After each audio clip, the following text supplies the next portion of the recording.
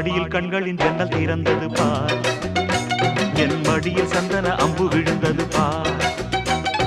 மாடியில் கண்களின் ஜன்னல் திறந்தது பார், என் மடியில் சந்தன அம்பு விழுந்தது பார்.